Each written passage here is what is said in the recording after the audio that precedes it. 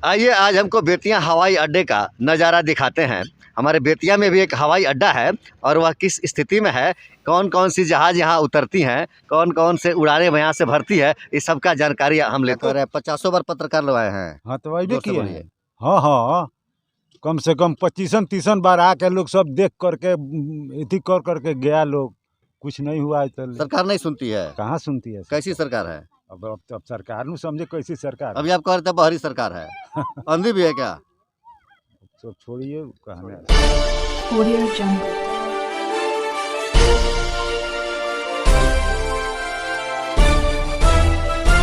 Audio Jungle. Champaran mirror. नमस्कार, आप देख रहे हैं चंपारण मिरर। मैं आज अपने दर्शकों को इस न्यूज़ चैनल के माध्यम से बेतिया एयरपोर्ट की हकीकत दिखाने जा रहा हूं।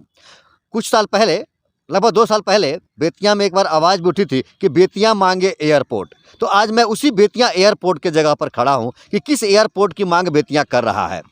आप सामने देख रहे हैं और मैं अपने सहयोगी मित्र से कहूंगा कि ज़रा एक बार कैमरा से चारों तरफ दिखाएंगे इस जगह को जहां हम खड़ा है, जिसे बेतिया हवाई अड्डा या बेतिया एयरपोर्ट कहा जाता है।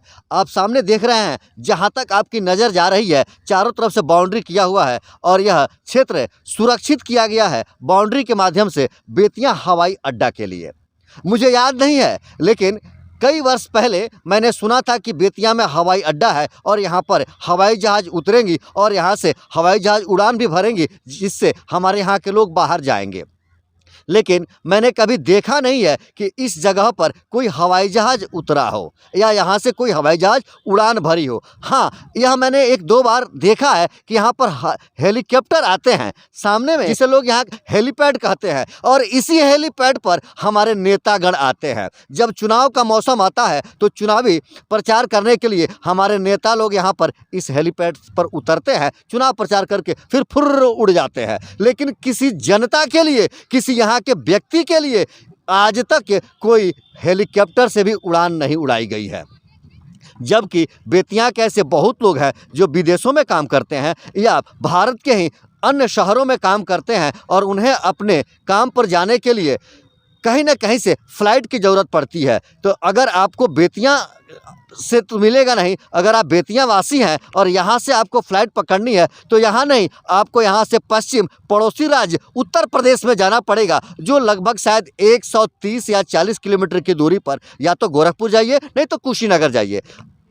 उसके अतिरिक्त आपको फिर या तो पटना जाना पड़ेगा, जो 220 किलोमीटर के आसपास है, तो आपको पटना जाना पड़ेगा, दरभंगा जाना पड़ेगा। लेकिन बेतिया से आपको किसी तरह की फ़्लाइट नहीं मिल सकती है। नमस्कार, मैं हूं देवेंद्र, और जैसा कि मैं YouTube और Facebook से महीना का लाखों रुपया कमाता हूं, आप भी कमाना चाहते हैं YouTube, Facebook या किसी भी ऑनलाइन से महीना का लाखों रुपया कमाना चाहते हैं, चाहे फुल टाइम हो या पार्ट टाइम, किसी भी तरीके से, तो इन सारे तरीकों के विषय में जानने के लिए आप हमारे चैनल फुलिया टेक्निकल को जरूर सब्सक्राइब करें।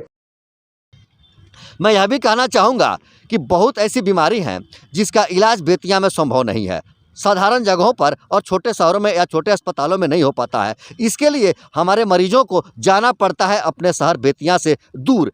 अगर आपको इमरजेंसी हो, आपको यहाँ से हवाई जहाज़ से भेजने की नौबत आ जाती है, तो वह ऐसी सुविधा नहीं है और हमारे मरीज हॉस्पिटल तक पहुँचने से पहले मर सकता है।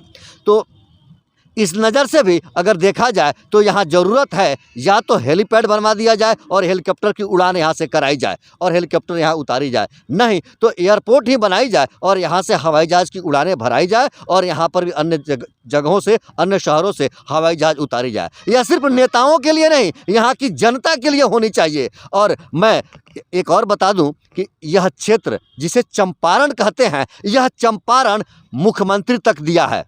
केदार पांडे यहीं से थे जो मुख्यमंत्री थे। अभी हमारे यहाँ स्थानीय सांसद महोदय, जो भारतीय जनता पार्टी के प्रदेश अध्यक्ष भी हैं और केंद्र में उनकी सरकार भी है, और लगातार कई बार से वे यहाँ के सांसद होते आ रहे हैं। हाल ही के कुछ समय में यहीं से बिहार की उप मुख्यमंत्री थी।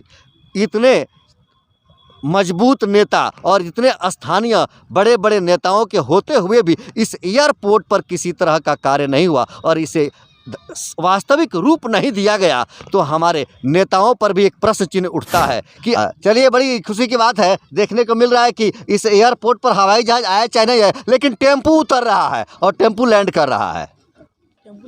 आपने कभी देखा यहाँ पर हवाई जहाज अभी तक तो हम कभी नहीं देखे। मैंने मालूम चला है कि यहाँ नीतीश कुमार आए थे, अच्छा, उनके लिए ये रोड बना है और यात्रा पर आए थे। इतना ही हमको- संविधान यात्रा हाँ, पर। संविधान यात्रा पर हमको इतना ही मालूम है। और पता नहीं यहाँ उतरा था कि नहीं उतरा था। कितना दिन से यहाँ हवाई अड्डा बन रहा है, अभी तक तो नहीं बना है। देखिए अब आगे क्या हो रहा है। क्या जरूरत है यहाँ हवाई अड्डा की? हवाई अड्डा के तो यहाँ जरूरत है, क्योंकि यहाँ के लोग को जाना होता है कहीं भी, तो क्या चीज जाएगा, ये पैसा तो अभी देखिए हमारे सामने दो बंधु रुके हैं मोटरसाइकिल से, हम इसी में थोड़ी जानकारी लेंगे एयरपोर्ट के बारे में। यह इस एयरपोर्ट पर कभी हवाई जहाज उतरा है क्या? नो सर, कभी नहीं। अच्छा, यहाँ से हवाई जहाज उड़ान भरती है क्या? नो, कभी नहीं। तो फिर यहाँ आता क्या है? हेलीकॉप्टर आता है, वो भी कभी काल इलेक्शन के टाइम पे आ जाता है, कभी काल। इलेक्शन के समय नेताओं के लिए और जनता के लिए? कभी नहीं। तो नाम है एयरपोर्ट, लेकिन आज तक हवाई जहाज नहीं उतरा है। आपने कभी देखा क्या हवाई जहाज उतरते हुए? कभी नहीं देखा है अभी तक। कभी नहीं। आपने कभी देखा? नहीं सर, कभी नहीं देखा है। और हेलीकॉप्टर कब कब आता है? इलेक्शन के टाइम पे जब नेताओं के लिए ये सुविधा उपलब्ध है, जी। जनता के लिए नहीं। जनता के लिए नहीं, नेता जब आते हैं तभी हेलीकॉप्टर आता है और ऐसे नहीं कभी। ऐसे नहीं आता है। आपने कभी देखा है क्या यहाँ पर हवाई जहाज उतरते हुए? ना, कभी नहीं देखे हैं। कभी नहीं। नहीं। लेकिन जगह तो एयरपोर्ट के लिए एक बार किया गया है ना? जी जी, क्या कभी हमारे नेता लोग प्रयास करते हैं यहाँ के लिए? कोई नहीं करते हैं। कोई नेता भी प्रयास नहीं करता है। कोई हमने तो यहाँ पर मुख्यमंत्री भी दिया, उप मुख्यमंत्री भी दिया है, और हमने यहाँ पर सांसद भी लगातार दिया अपने जी भाजपा के सांसद को। जी। केंद्र में उनकी सरकार है, जी, तो क्या उनसे एक मांग बनती है कि काहे नहीं एयरपोर्ट की बनता है? सुविधा कराई जाए? हाँ, बनता है। बनता है ना? हाँ, आवाज उठनी चाहिए। हाँ, उठना चाहिए। यहाँ पर एक गार्ड रूम भी है और एक गार्ड की व्यवस्था है, और लोग ऐसा बताते हैं कि गार्ड रिटायर कर गए हैं और उसके बावजूद उनको ड्यूटी पर रखा गया है। तो पैसा उनको मिलता है कि नहीं मिलता है, जरा उनसे भी हम जानते हैं। आप ही गार्ड साहब हैं? अरे हम ही हैं, हमको पैसा वैसा कुछ नहीं मिलता है। पैसों नहीं मिलता है, ना। फ्री में सेवा दे रहे हैं? फ्री में सेवा दे अच्छा, रहे जब रिटायर नहीं हुए थे तब तब तनख्वाह देता तब था पैसा मिलता सरकार, था, तब और जब से रिटायर कर गए हैं दूसरा कोई नहीं आया? कोई नहीं आया। जिम्मेवारी आप ही की बन गई है। जिम्मेवारी क्या है तो जिम्मेवारी है, आज हट जाएंगे, जिम्मेवारी खत्म है। तो कब तक ऐसे फ्री में सेवा करते रहिएगा? अरे जब तो हमारा आत्मा है, बगल में घर है, एगो गाय हुए रखे हैं, अपना खिलाते पिलाते हैं, दूसरा क्या इसमें फायदा है हमको। वीडियो अच्छी लगे तो लाइक, शेयर, सब्सक्राइब और कमेंट जरूर करें। धन्यवाद।